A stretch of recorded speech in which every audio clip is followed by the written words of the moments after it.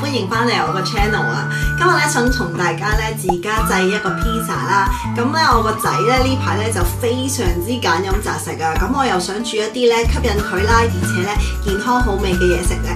咁如果大家都中意我呢啲健康嘅親子食譜咧，記得 subscribe 我個 channel， 同埋咧記得留言話俾我知啦。睇下我哋今日有啲咩嘅材料先。咁因為整俾小朋友食咧，就要揀啲健康嘅嘢食嘅。咁我就特登買咗呢一隻冇激素嘅蝦仁啦，同埋咧有非常多嘅蔬菜配搭，五顏六色咧就好吸引佢哋食噶啦。呢一個就 optional 嘅，係一啲 BB 芝士嚟嘅。呢啲咧就係我哋整 pizza dough 所需要嘅材料啦，包括咧呢個00號嘅高筋粉啦，有啲乾酵母啦，另外我哋有 olive oil 啦，同埋有啲海鹽嘅。跟住落嚟呢，我就會示範下點樣去搓個皮俾大家睇啦。咁而家就要清理現場啦，同埋呢要洗一洗張台面先。咁呢，我哋要準備一啲工具嘅。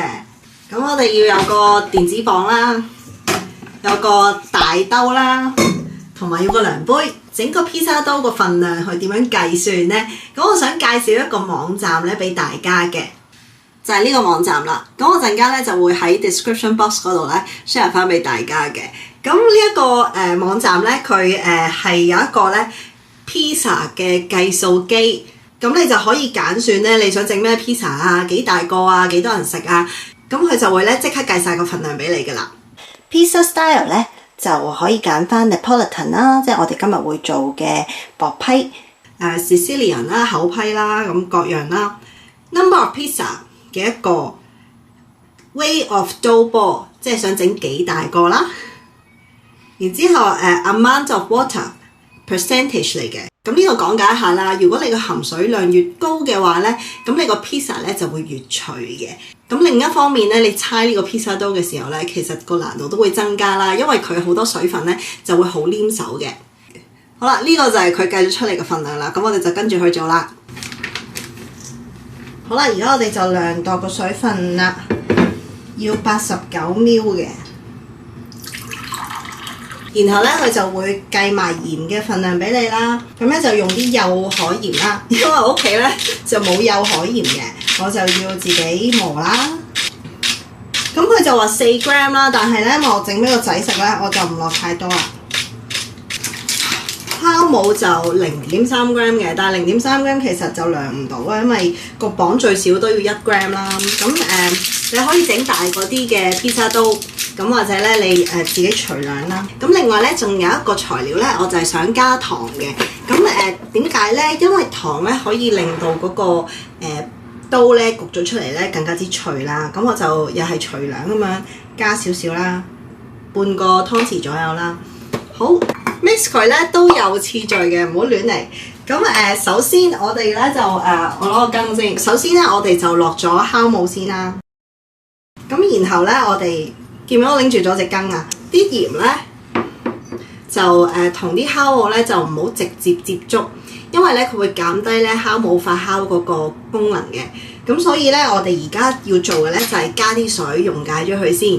咁咧就加頭先呢一啲涼咗嘅水好啦，就唔好攪亂個份量啦。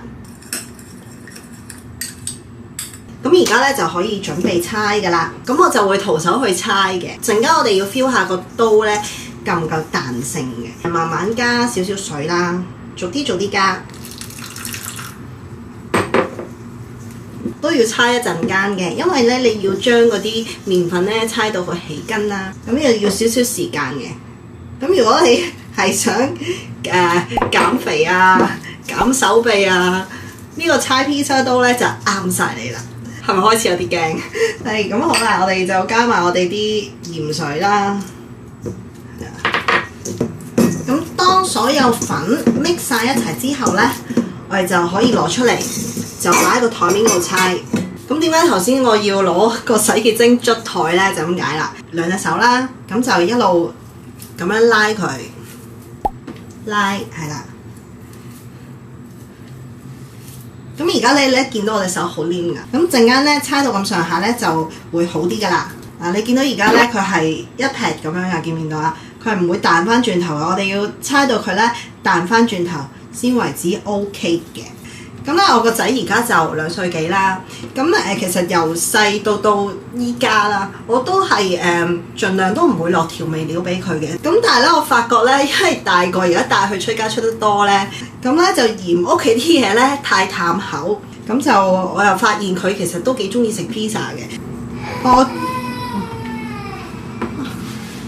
個仔唔知做咩喊喺出邊，又扭計啦，唉！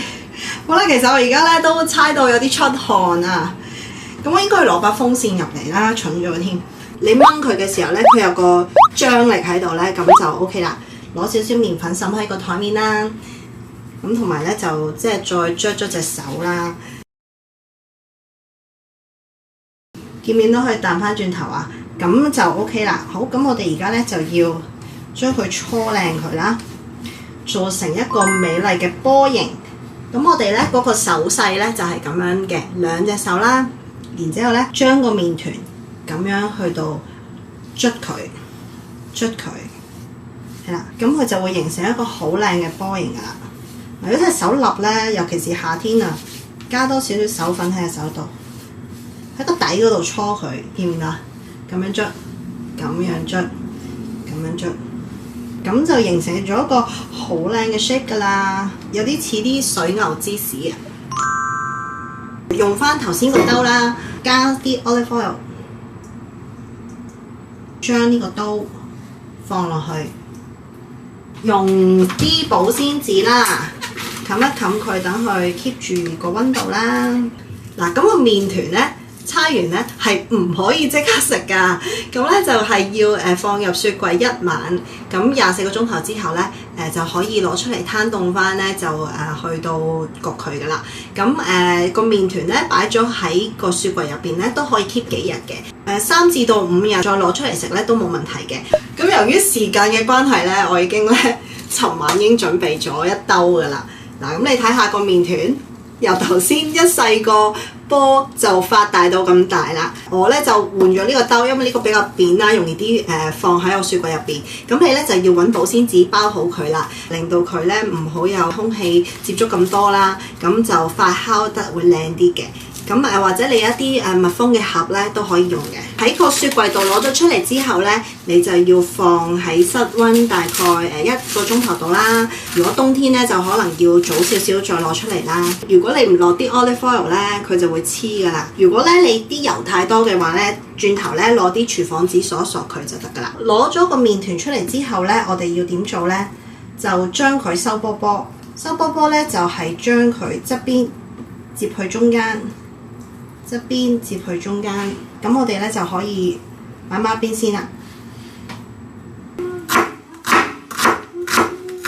近排咧，其實我就學緊法國菜啦。第一堂咧就教我哋咧點樣切嘢啦。切咗出嚟嘅食物咧嘅每一個形狀咧，都係有一個名嘅。而家咧我就要訓練下自己啦，咁我就切咗呢一個5mm大細啦。因為法文咧，我就已經忘記咗點樣去 pronounce。等我學有所成嘅時候咧，就再同大家 share 下啦。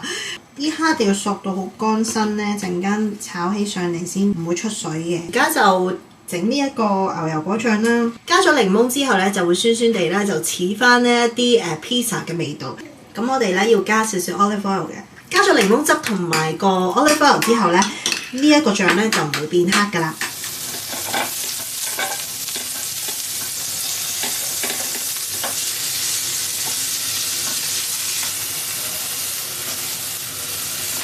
啲蘑菇咧就要炒到佢收晒水啊！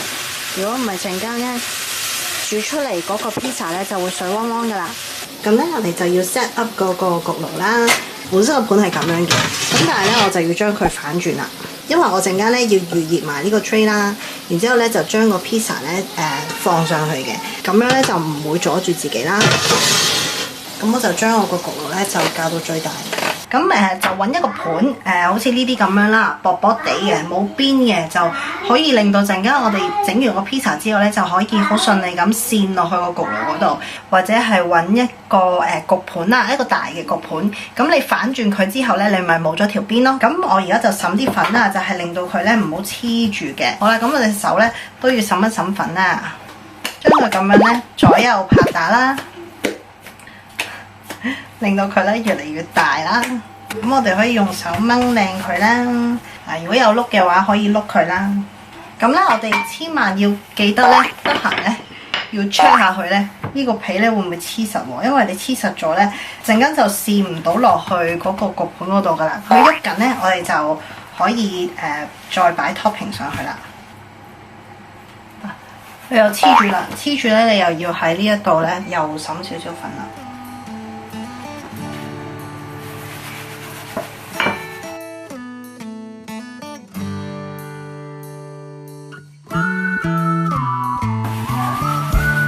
而家我哋就可以滲入個焗爐度啦。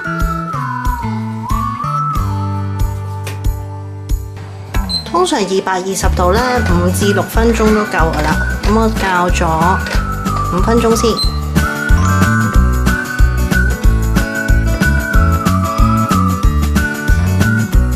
如果你都中意我哋呢段 video 嘅話咧，記得 subscribe 我個 channel 啦。我哋下次再見，拜拜。你唔想拜拜啊？